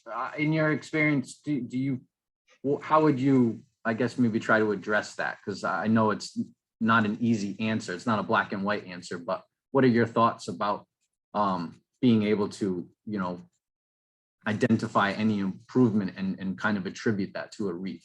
I think it's really hard to measure the improvement. It occurs, but it has to occur on a large scale. I mean, we've all put oysters in tanks and watched them clear the algae, because they're filter feeders. They filter the algae. We've all seen them do that, and it's pretty dramatic. Not quite 50 gallons per day, but it is dramatic. And so the more you have, the better, the clearer water you will have. But there are other things involved in water quality besides it just being clear too. So I think, oysters in general and these wild reefs, they increase habitat for fish. There's a whole ecosystem around a reef. That's why we build them. The reason I'm involved with Seatuck is because, part of our mission is the conservation of wildlife. And so, and I think, this was mentioned before that, if crabs are taking them, Tom had mentioned, if crabs are taking them, well, that's okay, because that's part of the reason for doing this is to create habitat.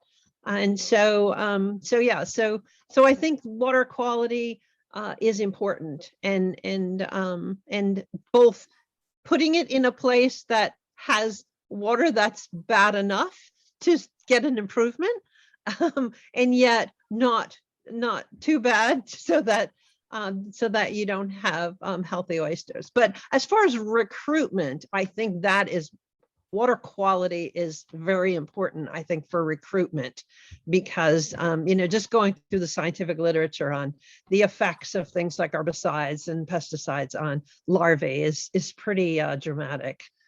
So yeah. Great, thank you. Pete, did you want to add to this?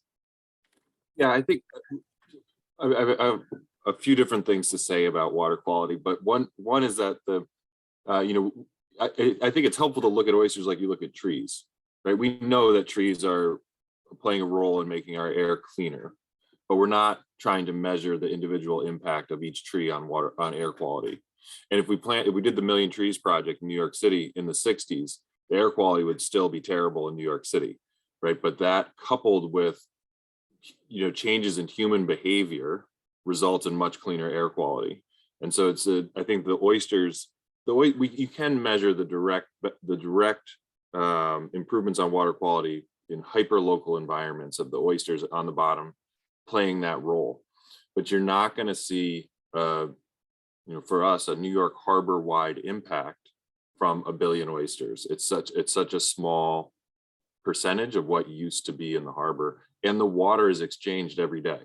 So you get that filtration benefit. They're doing that. They are improving water quality, but it's not like one day you're going to wake up and the harbor is going to be clean because of the oysters.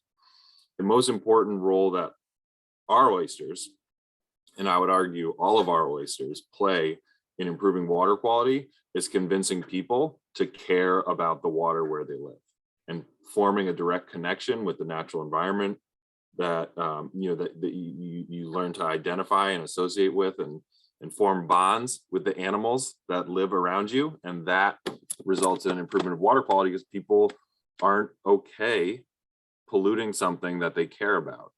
And that change in human behavior is can have a much bigger impact on water quality than individual oysters, just like it did on air quality, whatever that was, 50 years ago, 60 years ago. Thanks, Pete. That's a really good distinction to make. Yeah. And often I think a lot of times people are, how many oysters do we need to put into this harbor so that way it'll be clean again? And you don't want to dismay anyone by being like, well, it doesn't quite work that way. But we unfortunately don't live in a fishbowl. There's constantly additions being brought in and water's moving in and out, and we're adding stuff to it. So I think your point about getting people, making that connection so people are caring about their water is, the educational awareness goes even further than just the water filtration aspect. Right. We're all looking for solutions to save the planet that don't involve changing our own behavior. It's the problem. Yes, that's a good way to put it. Mike, I know you come from the school of Gobler and water quality and filtration stuff. Do you have anything you wanted to add to this? Yeah, measuring the impacts on water quality, that's a major area of research in Chris Gobler's lab. Something we we spend a lot of time doing. That's both in and around restoration projects. So whether it be an oyster reef or a hard clam spawner sanctuary, we take various water quality measurements, and also similarly around aquaculture sites. So around oyster farms and seaweed farms. And you can measure localized impacts on water quality. It's all a matter of scale, but when you are there in the middle of it, with the right instrumentation, you can measure fine impacts on water quality. So certain variables that we're really interested in is pH, okay, and that's directly related to ocean acidification, dissolved oxygen. Anoxia can be a big problem in lots of bodies of water bodies around Long Island, as well as things like chlorophyll and the light penetration through the water, nutrient levels. So I mean, in the end, yeah, there are localized impacts, and we've kind of been visualizing these impacts. We call it a halo effect. So you'll get greater impacts right in the middle, as I was saying, and as you go away from the reef or away from the oyster farm, those, and as water gets mixed and diffused, those impacts become lower and lower. This is important. So there's different. So you got to think about different things at different scales, and in terms of improving the water quality of an entire estuary. I think you have to have a more realistic evaluation of that. Like, oh, these small amount of oysters, how is that going to impact the entire estuary? But we have found on large scale projects, like at the Shinnecock Bay Restoration Program, with the hard clam spawner sanctuaries, which have increased hard clam populations in Shinnecock Bay tremendously. Okay, the harvest is up over 1,000%. Our surveys over the last 10 years, benthic surveys over the last 10 years in certain parts of the bay are finding hard clam density 17 times higher than they were about 10 years ago. And we are seeing improvements in water quality in Shinnecock Bay. There has now, very interestingly, there hasn't been a brown tide in Shinnecock Bay for 4 solid years. That's the first 4-year span there hasn't been a brown tide since 1985 when the brown tide first appeared. So this is really major. Meanwhile, there's been very intense brown tides in all the neighboring bays, almost annually.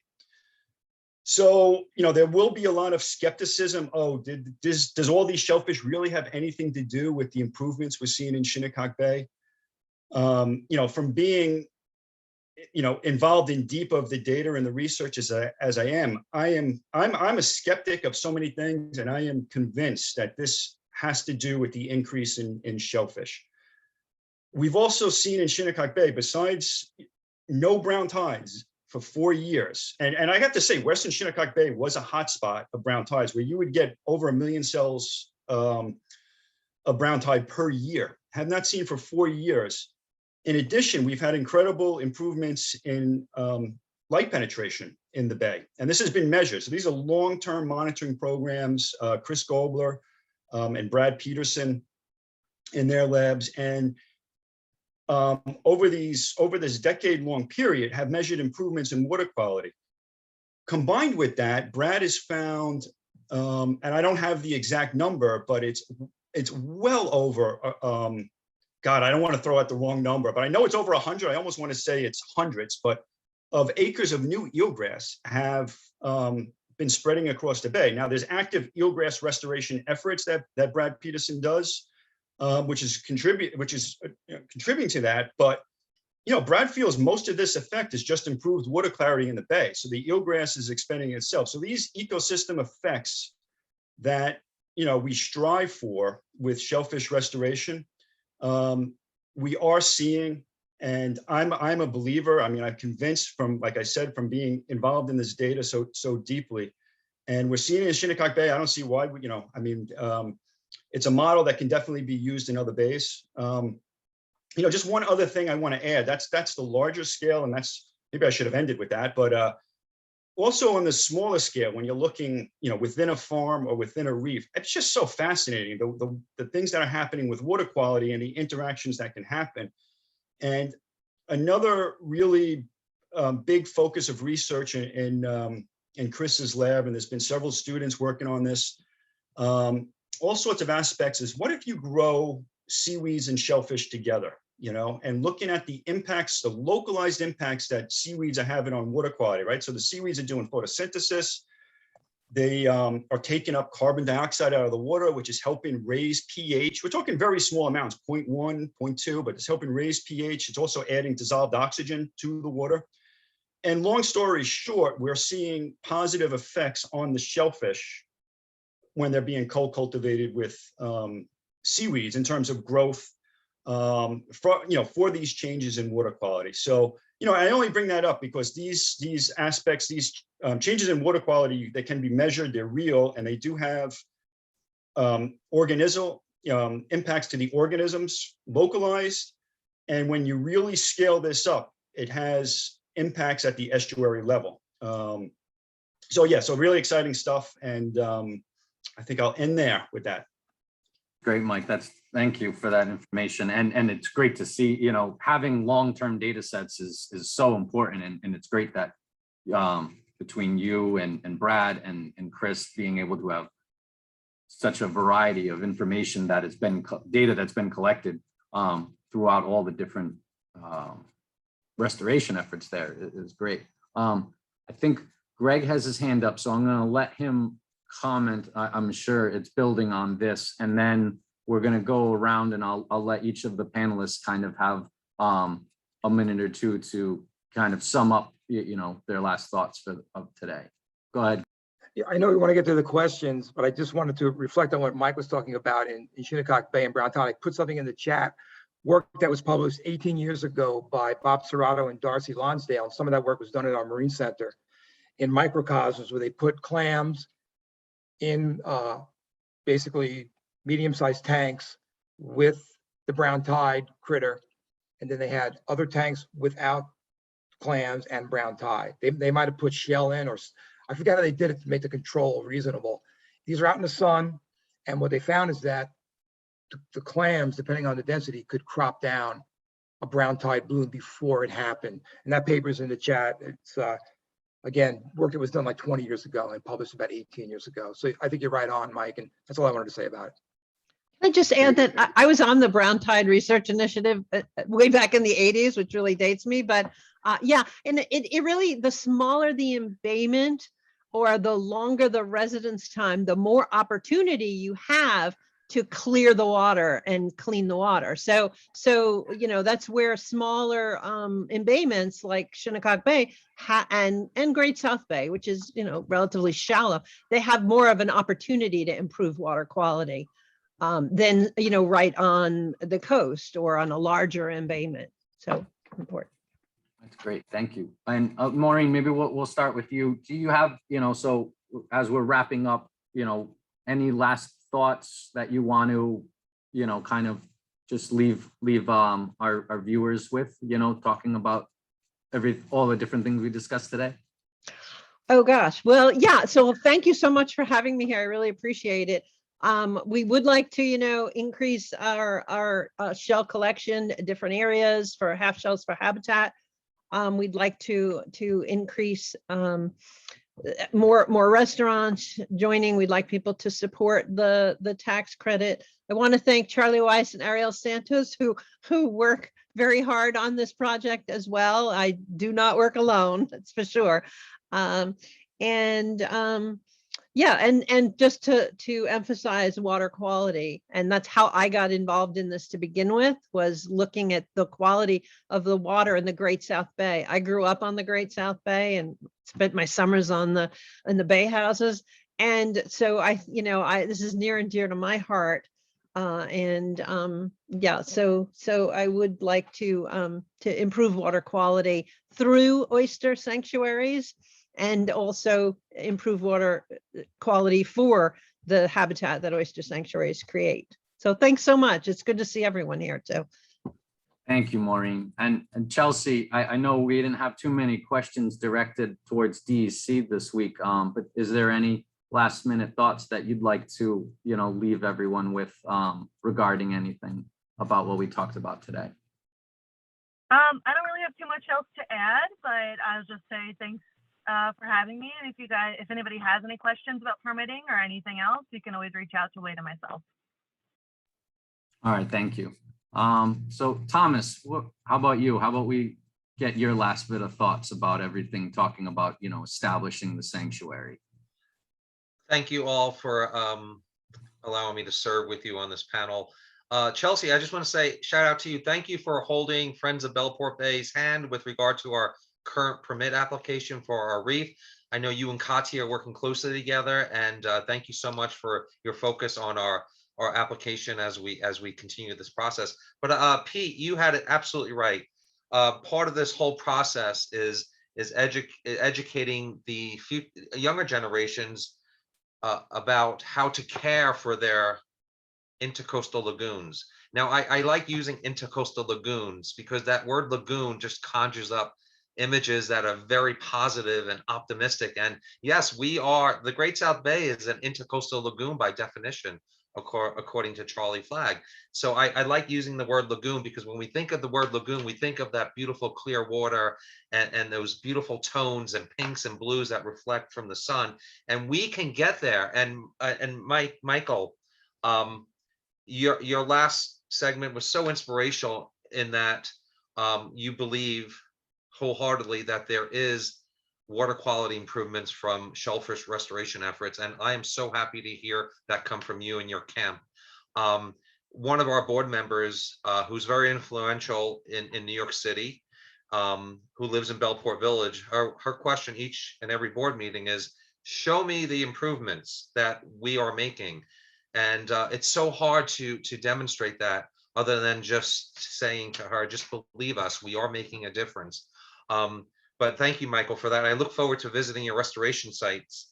And please come, anyone who's interested in visiting our restoration sites, it'd be my honor to take anyone out to our colonies. And I refer to our oyster restoration sites as colonies because just like the first colonies in Jamestown and Plymouth, they struggled to survive, but they did. And we will also persevere with this great regional effort. And thank you, Barry, for your great narration and moderation. Thanks, Thomas. Mike, how about leave us with some of your last bit of thoughts and about everything we discussed today. Yeah, well, thank you for inviting me. I really think this, this speaker series and this panel is extremely useful, and it's extremely important to, help coordinate restoration efforts, through the estuary. I think just to end off, what I'd like to end with, and I brought this up last week, and I think I'll end with it this week, but is this, this idea of looking at oysters as a metapopulation, okay? Or basically a population composed of separate subpopulations that are interconnected, okay? And in this case, they're interconnected through larval transport. So we may have a reef in one area and then a reef far, far away, but they're connected from larvae being transported between the reefs. And for the big picture, for restoration within an estuary, I really think we need to look at this metapopulation concept. And in order to do that, be aware of the restoration projects that are around us. So, I mean, this was, in addition to being beneficial to the people that are tuning in and the viewers, this has been really beneficial, I think, to the restorers up here on the panel, particularly for me, listening to what's going on in Bellport Bay and hearing what Thomas and Gregg have been doing there. I mean, I knew of it, but I've learned so much about what they're doing from this seminar.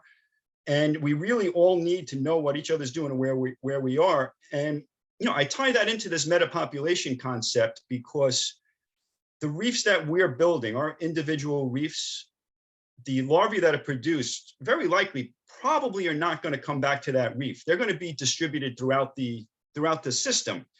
And the South Shore Estuary is a series of interconnected bays. Okay, so the water flows all the way from Shinnecock Bay to Great South Bay, and there is larval transport between bays. It's a big focus of what we do is this hydrodynamic modeling to try to figure out where larvae is going. Okay, and that was a very big part of placing hard clam spawner sanctuaries to make sure larvae were retained within the system. And I think it's something that we need to do with oyster restoration, and we can look at things at the estuary level. So you can have a metapopulation within the South Shore Estuary. You might have a metapopulation in the Long Island Sound, and you can have a metapopulation throughout the Hudson-Raritan Estuary. And this interconnectivity between reefs is really interconnectivity between our different restoration projects, and learning what each other's doing, how we're doing it, is really important. And this speaker series has been tremendously important to help accomplish that. So yeah, Robin and Barry, and everybody at Save the Great South Bay, thank you very much, and thank you for inviting me. No problem. Thank you, Mike. And yeah, I mean, I completely agree with you. I think, the irony is, you guys are all gathered here with all your knowledge to educate so many others out there. And yet I think we're all equally learning quite a bit about the different things that will benefit us all. So I think the collaboration effort is fantastic, and we'll continue to help things. Pete, how about you leave us with some last minute thoughts? Well, you're giving me some tough acts to follow, but I would definitely echo what Mike said about bringing us all together. Is always really interesting and exciting to learn from each other. And it's been, I've known Mike for a long time, and Gregg has known me since I was 5 years old or something. But we meet periodically to talk about this, but definitely not as much as we should. So I really appreciate the opportunity to come together and chat and learn from each other. And I think it's hard, complicated work that trying to impact ecosystems. And so I think it's hats off to everyone here for dedicating their professional lives to a certain extent to trying to make the world a better place. I think that's amazing, and I'm honored to be sitting with you all and talking about it. So thanks for all your good work. Great, thank you. Thank you, Pete. Great to have you here. All right, and Greg, what say you? What are your last bit of thoughts for us? Well, when Thomas talked about the crystal clear waters of the lagoon, it reminded me of this. I just put it in the chat. You could click on it instead of looking at my face. But not all lagoons are crystal clear. And this is the movie I saw when I was a kid at the Valley Stream Drive-In, the Black Lagoon. And so I'm a bit of a skeptic too, Mike Doall, and probably more jaded than anybody on here, which is kind of, you know, bad. But I'll say this, that all this water quality talk and the 50 gallons a day, right now, these oysters are filtering maybe 50 milliliters a day because it's so damn cold. And I'm talking about a big oyster, you know, not little oysters. So I don't want to get us away from it, but I don't talk too much about that. And what Pete said is ideal. We're teaching people to love, you know, the waters. But keep in mind that all these reefs we're building don't do that much in removing nitrogen from our bays. They sequester the nitrogen. And I talked a little bit about this last week.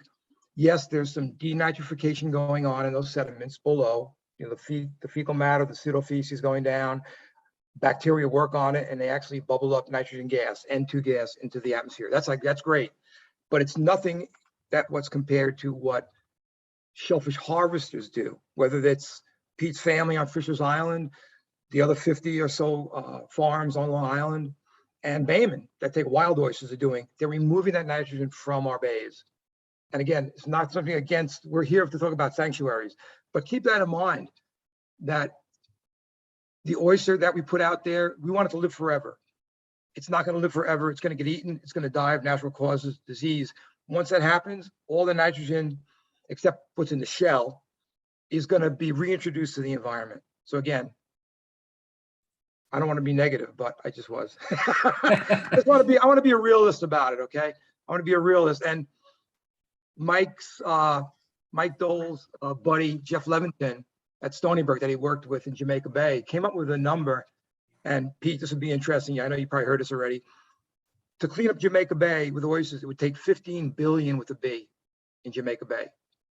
That's insane. You know, is it possible? Yeah, we went to the moon. So what would it take in New York Harbor? I mean, it's incredible. So again, let's move away from this idea that we're going to save the planet with oysters in terms of water quality. I think New York City is doing a lot, including keeping the nitrogen out of the water in the first place. And I'm all for that too. And we're all doing stuff with septic systems and road runoff at Cornell and elsewhere. So, and you know, PRBs. Thank you. Not PBRs. That's something different for later. Well, thank you, Greg. Yeah, maybe I saved you for last, but maybe I should have saved the jaded one first so that we could have more positive. No, I'll leave it on a high note. You guys are all amazing. And I get paid to do this and I love my job, but the volunteers, the people that work like Thomas and the people that work with Maureen, and I've worked with those guys, Charlie, you know, shoveling shell into a trailer. Those are my heroes. Thank you. And Greg, I counted your link with one of my links on the chat. Okay, and if I had $1 for every time Thomas Schultz said Gregg Rivara, I'd be taking you all to lunch. All right, well, thank you very much, everyone. It was great having you. And I'll turn it back over to Robin to wrap us up here. Thank you. Thank you, Barry, for serving as our moderator in the speaker series. I'm also not a marine biologist. I'm, you know, the executive director, but my role is more administrative. So to be here amongst all this knowledge and to be hearing, just hearing the exchange between you as colleagues and amongst the audience is amazing. We're looking forward to continue this conversation with the third part of our speaker series next Friday at 8 a.m. The topic of that will be monitoring sanctuaries and measuring them for success. It's a question that we often get, you know, how do you know when your reef has reached a point of success? So I'm looking forward to that conversation next week. If you're on this call already, you do not need to re-register for it. You will automatically be sent the link.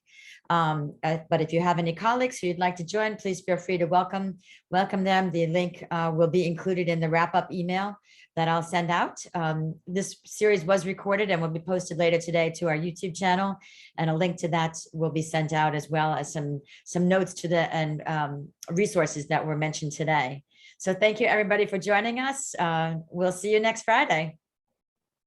Thanks, everybody. Have a great weekend. Bye.